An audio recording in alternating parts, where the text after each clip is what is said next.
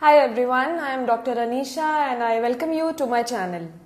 In the last video, we discussed about the pre-malignant lesions and conditions of the oral cavity along with dysplasia. In today's discussion, as I already told you, we are going to start with a new topic, a new lesion of the oral cavity which is very important from the examination point of view as well as from the clinical point of view, that is your leukoplakia. But before starting the discussion, I would like you to kindly subscribe my channel for further videos. So starting with the topic of leukoplakia, the first and foremost thing which comes in mind is the other term. Leukoplakia can also be known as leukokeratosis. And when I talk about the introduction of leukoplakia, so leukoplakia is the most common potentially malignant lesion of the oral cavity.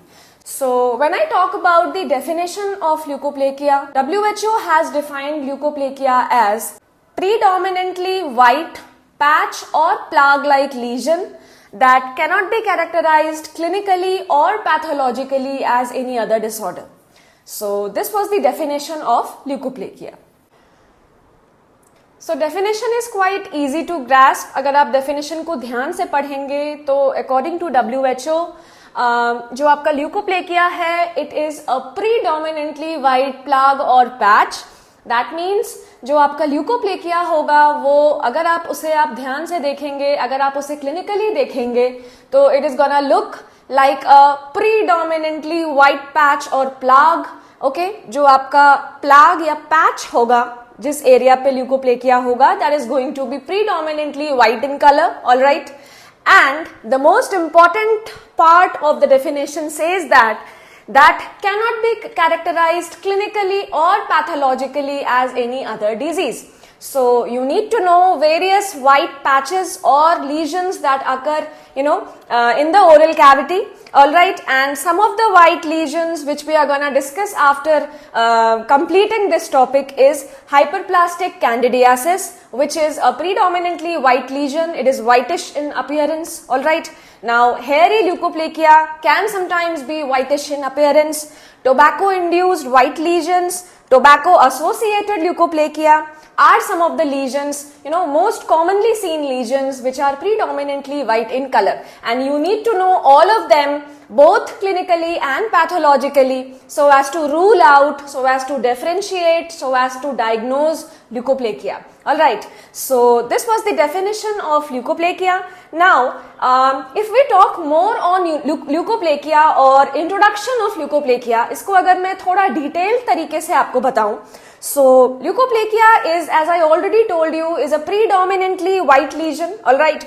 Now, the second most important, feature of leukoplakia is it is irreversible lesion. Okay, एक बार leukoplakia होने के बाद you will not see disappearance of the lesion. All right, आप जब oral cavity में leukoplakia को observe करेंगे, if you go to the oral medicine department and वहाँ पे जो आपका OPD होगा, वहाँ सबसे पहले if you examine some white lesion, first and foremost thing which can help you to diagnose leukoplakia is presence of white lesion. All right.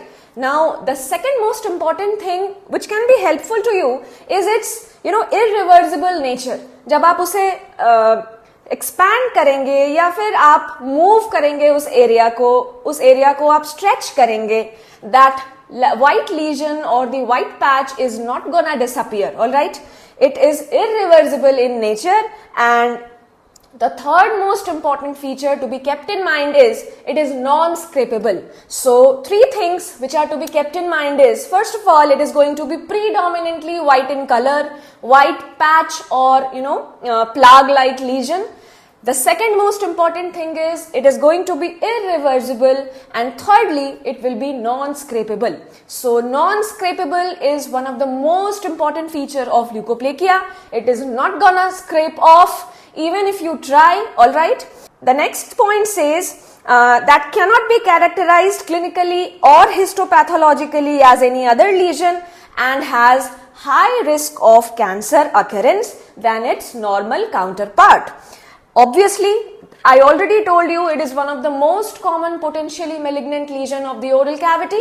So the fourth point says As I already told you in the definition में ये already mentioned है that should not be characterized clinically or histopathologically as any other disease. And the fifth point says that it has got higher risk of occurrence of cancer on that part in comparison to its normal counterpart. So these were the features or introductory part of the leukoplekia which can help you diagnose leukoplekia in your clinical practice. Now let us move on to the epidemiology of leukoplekia. Statistics have been, reported, and it shows that the prevalence of leukoplekia in Ernakulam district of Kerala is 17 per 1000.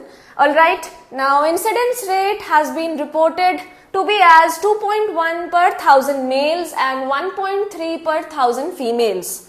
So incidents have also been reported highest as 6 per 1000 males in patients who had a habit of tobacco smoking and chewing, and with this an inference can be made that leukoplekia is basically associated with tobacco smoking and chewing, betel quid usage, and also in patients who have a habit of alcohol consumption.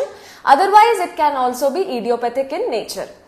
Now talking about the common age and gender predilection, so leukoplekia is basically more commonly seen in patients above 30 years of age with peak age as 50 years.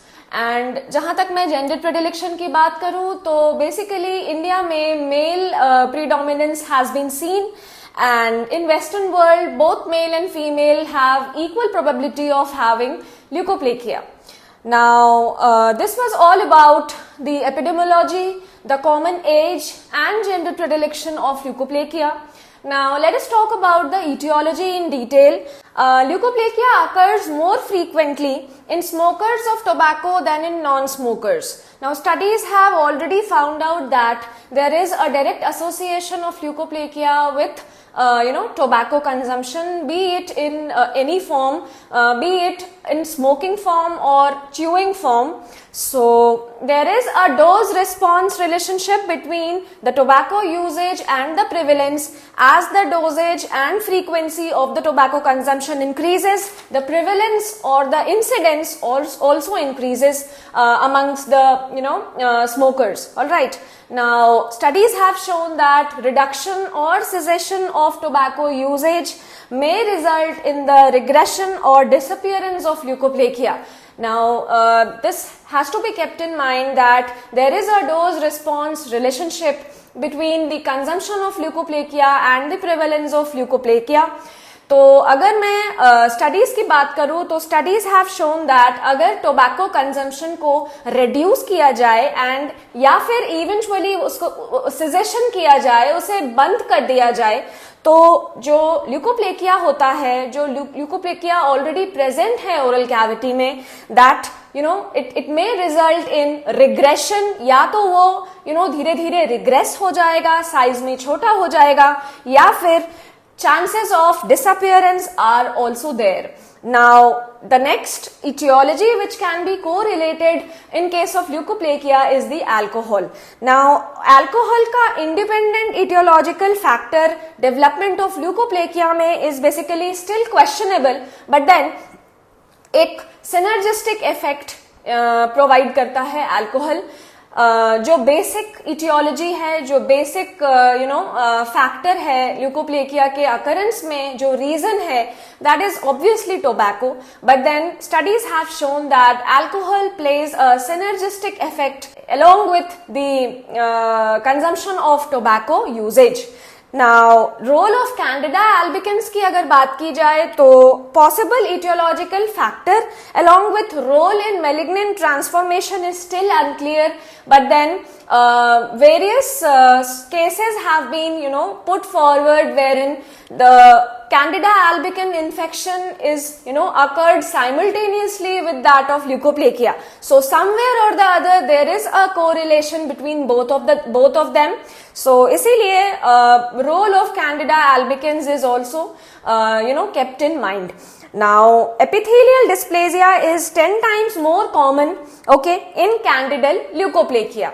Now this is where Candida albicans infection जो है, it becomes very important. If there is infection of Candida albicans, the epithelial dysplasia in case of leukoplakia becomes 10 times more faster or common, in candidal leukoplakia. So these were the etiology, right? And dysplasia is more common in speckled variant than in homogeneous leukoplakia.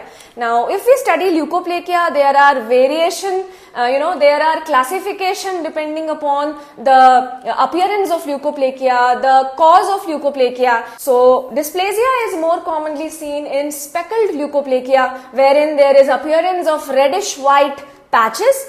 And therein dysplasia has been more commonly seen in comparison to that of homogeneous or completely white leukoplakia. Now lastly, there is a role of viral agent. Studies have shown that HPV strains of 16 and 18 is associated with regards to verrucous leukoplakia, and serum levels of vitamin A, B12, C and beta carotene and folic acid is significantly decreased in patients with oral leukoplakia in comparison to controls, whereas serum vitamin E did not. So I'll repeat, studies have shown that patients with oral leukoplakia have decreased vitamin A, B12, C, beta carotene and folic acid levels, whereas vitamin E level was found to be completely normal in comparison to those with the controls, right? So these were the overall etiological factors which some or the other in some or the other ways play a very important role in occurrence of leukoplakia. Now let us talk something about the clinical aspects of leukoplakia. Now leukoplakia has different stages, and each and every stage has got some features of their own. Firstly, we will try to cover pre-leukoplakia. Now, pre-leukoplakia एक ऐसा stage है in which the leukoplakia is very low grade or mild in nature, okay, and there will be very mild reaction of the oral mucosa. The color will be grey or greyish white in color. It will not be completely white in that stage, and slightly lobular pattern होगा, and most importantly जो आपका border होगा pre-leukoplakic stage में, जो आपका border होगा that will be very indistinct border and it will be blending into the adjacent normal mucosa. So these were the features of the pre-leukoplakia stage. Now there are different forms of leukoplakia which I already discussed earlier, and two of the forms are firstly there is homogeneous form, alright, and the next form is the non-homogeneous form. And अगर मैं इनके सब divisions की बात करूं तो जो homogeneous form है that can either be smooth, it can either be furrowed or ulcerated. And अगर मैं non-homogeneous form की बात करूं तो it can be nodulo-speckled, okay, either it can be nodular होगा या फिर speckled kind of होगा.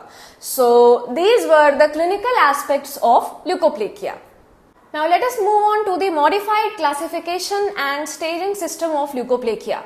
Now as we all know, there is epithelial dysplasia which is present in leukoplakia, and so as to know its severity, it is very important to know to have a staging system so that proper treatment plan can be given to the patient, right?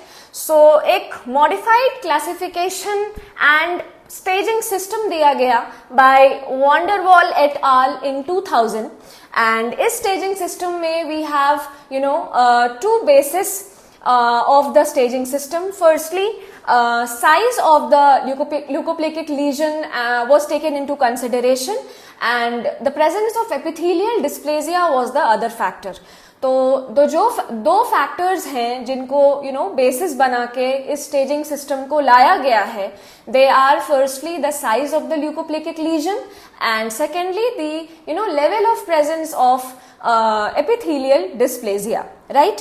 तो अगर मैं size की बात करूं तो 4 different kind of डिनोशंस दिए गए हैं, L1, L2, L3 and LX. So L1 denotes the leukoplakic lesion which is less than 2 centimeter, and L2 is lesion which is between 2 to 4 centimeter in diameter, and L3 is for the denotion of lesion more than 4 centimeter, and lastly LX is the size which is not specified, right. And in similar way, epithelial dysplasia is denoted by P1 and P0 denotes no epithelial dysplasia.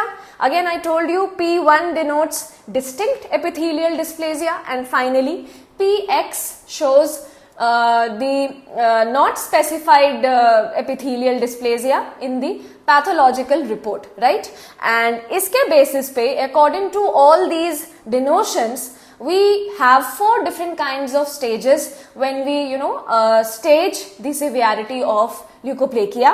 So the stage 1 denotes L1P0. That means if the lesion is less than 2 centimeter in size and there is no epithelial dysplasia, so that will be considered as stage 1 of leukoplakia, right.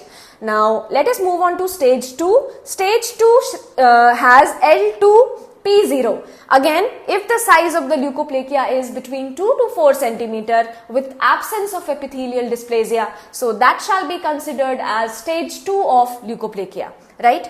Now moving on to stage 3 of leukoplakia, it can either be L3P0 or L1 L2P1, alright. So it can either be L3, that means the size can be more than 4 centimeter along with absence of epithelial dysplasia, or one other case is it can either be L1, L2, either size of 2 to 4 centimeter or less than 2 centimeter along with the presence of epithelial dysplasia, that is your P1. So that shall be considered as stage 3 of leukoplakia. And lastly, stage 4 is the most severe stage, that is your L3P1. Lesion of more than 4 centimeter in diameter along with the presence of epithelial dysplasia is the most severe of the staging system of leukoplakia, that is your stage 4, alright. So this was all about the staging system which is used for the judging the severity of the leukoplakia so that a proper treatment plan can be given to the patient. Now let us move on to the histological aspects of leukoplakia, which is the important part in this topic. Now leukoplakia as a term is just for clinical reference, you must have understood till now. And अगर आपको इसका histopathological severity जानना है तो the most important thing to be kept in mind is the epithelial dysplasia, right? So it is always recommended to specify the level of epithelial dysplasia so as to know the severity of leukoplakia, right? Now the hallmark of histopathological aspect of leukoplakia is the surface hyperkeratinization and also the epithelial dysplasia. Now these two features are gonna decide the severity of the leukoplakia. There is a term known as chevron type of keratinization. This term is used if it is associated with the use of tobacco. Now microabscess are observed in the superficial layers of the epithelium in presence of Candida albicans, and inflammatory cell infiltration is also commonly seen, alright. Now when I talk about the malignant potential of leukoplakia, so epithelial dysplasia turning into malignancy is 5 to 18% probability is there. So if the presence of epithelial dysplasia is too much, in the leukoplastic lesion. So the transformation of the lesion into malignancy is obviously very high, right? A greater risk of malignant change has been associated with the factors, and these factors are the presence of non-homogeneous leukoplakia or erythroplakia. That means अगर simple predominantly white lesion hoga and on the other side there will be erythroplakia, so the chances of malignant transformation will be more in case of erythroplakia, right? And the next point says proliferative verrucous appearance. So if you see a verrucous kind of appearance or a verrucous type of leukoplakia, which we shall be covering in the next discussion, so the chances of malignant transformation in such cases are also very high. Now the location of the leukoplastic lesion also matters a lot. The location like on the tongue or on the floor of the mouth, have been reported to have a higher level of malignant transformation in these locations, right? And finally, tobacco consumption. I have already told you there is a direct correlation of the prevalence of leukoplastia with that of the tobacco consumption.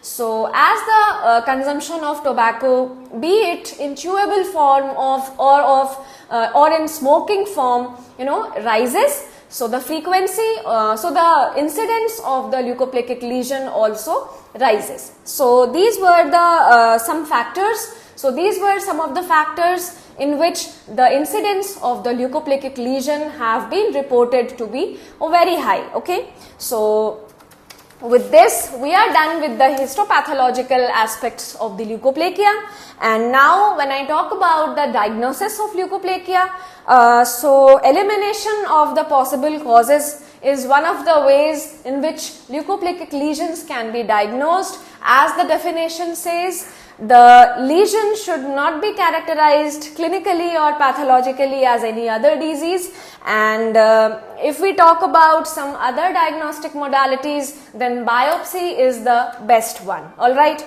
now if we talk about the treatment modalities, so leukoplastic lesions can be treated by surgical excisions, cryosurgery, carbon dioxide laser surgery. Drugs can be given like retinoids, photodynamic therapies can be done, and so on. Okay, so with this we are done with one of the most important topics of oral pathology, that is your leukoplakia, and it is important from both examination and clinical point of view. And if you have any doubts, you can get back to me in the comment section. If you like the video, you can like, share and subscribe. Thank you so much. Have a great day.